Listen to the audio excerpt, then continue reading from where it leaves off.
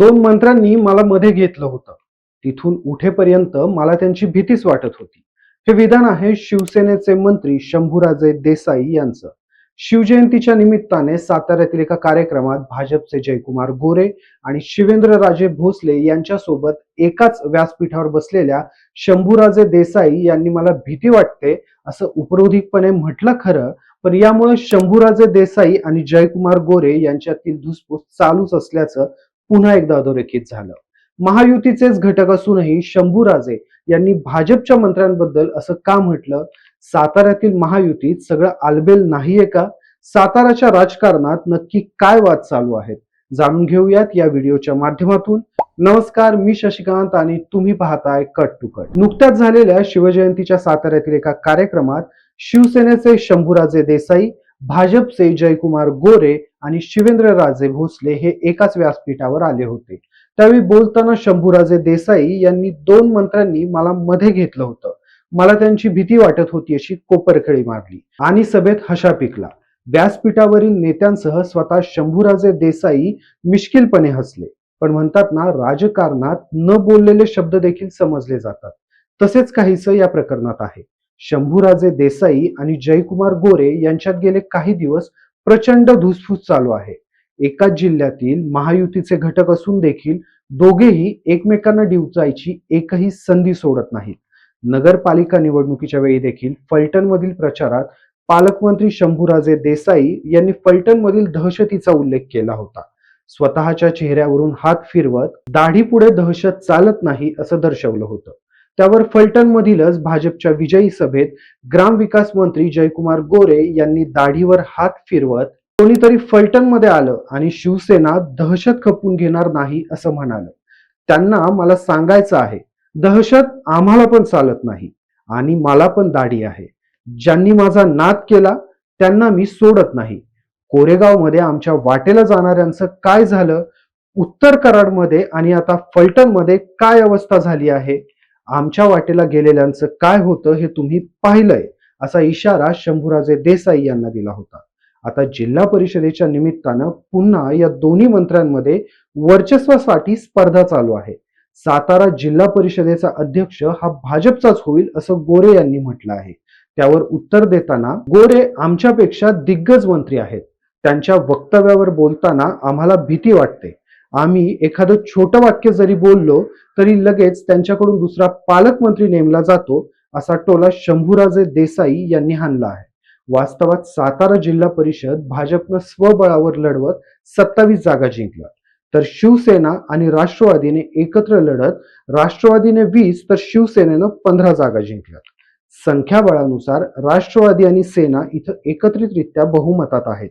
पण तरीही भाजपच्या जयकुमार गोरे यांचं विधान राष्ट्रवादीने गंभीरपणे घेत आपले सगळे निवडून आलेले सदस्य अज्ञात स्थळी हलवले.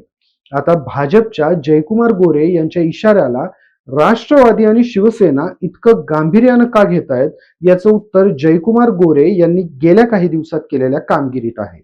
सोलापूरचे पालकमंत्री झाल्यानंतर स्थानिक स्वराज्य संस्थेत गोरे यांनी भाजपला सोलापुरात अभूतपूर्व यश मिळवून दिलंय.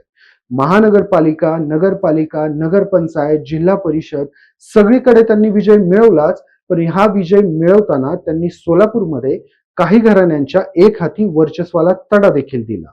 यामुळे झालं काय, तर अगोदरच भाजपच्या, त्यातही देवेंद्र फडणवीस यांच्या अत्यंत मर्जीतले समजले जाणारे गोरे यांचं वजन आणखीनच वाढलं.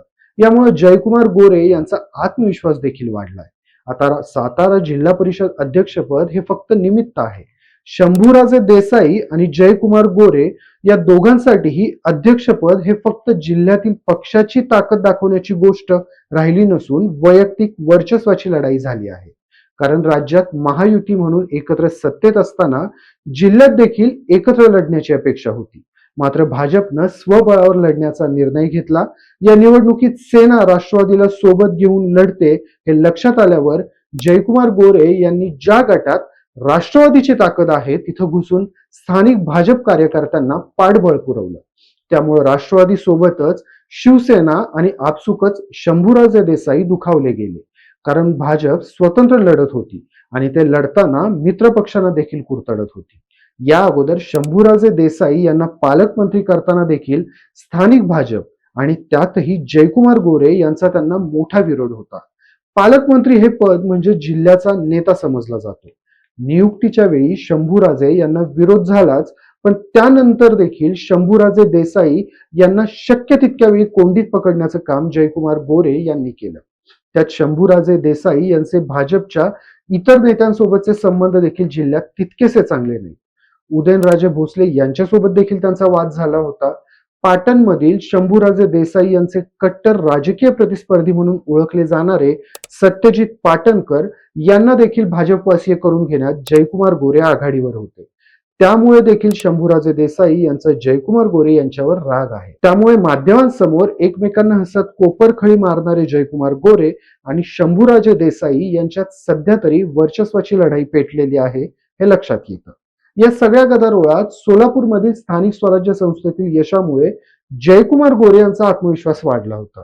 त्यामुळे जयकुमार गोरे स्वबळावर निवडणुकीला सामोरे गेले खरे आणि भाजपचा अध्यक्ष होणार असं देखील त्यांनी म्हटलं, पण आता मात्र जिल्हा परिषदेचा अध्यक्ष महायुतीचाच होईल असं म्हणण्यापर्यंत त्यांची भाषा मवाळ झाली आहे. त्यामुळे अध्यक्षपदापुरते का होईना जयकुमार गोरे बॅकफुटवर आलेत असे म्हणता येईल. मात्र शंभूराजे देसाई हे जयकुमार गोरे यांच्या विधानाला कसं घेतात हे पाहणं देखील उत्सुकतेचं आहे. शंभूराजे देसाई आणि जयकुमार गोरे यांच्यातील वादाबाबत तुम्हाला काय वाटतं? सातारा जिल्हा परिषद अध्यक्ष कोणाचा होईल? जयकुमार गोरे आणि शंभूराजे देसाई यांच्या जिल्ह्याच्या राजकारणात कोण वर्चस्व मिळवेल? मला कमेंट करून नक्की सांगा आणि कट टू कटला सबस्क्राईब करायला विसरू नका.